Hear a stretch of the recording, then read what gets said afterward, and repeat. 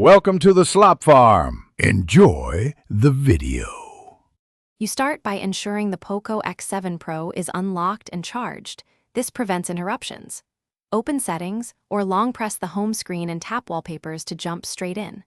Once done, make sure to back up the current wallpaper or note widget positions so you can restore layout if needed. You do this because system changes sometimes reset positions. Preparing saves time and avoids surprises later. Now you're ready to choose a new image source, system, gallery, or live. You pick the image next.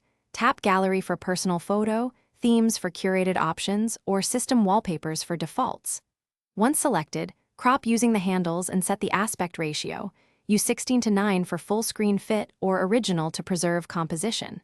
After cropping, preview how it looks on home and lock screens.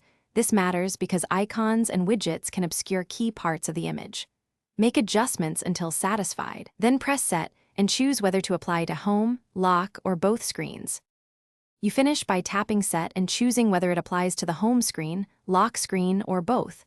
Wait for the confirmation toast.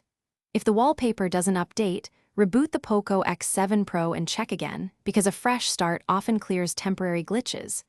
If that fails, go to Settings, Apps, find the launcher, and clear its cache.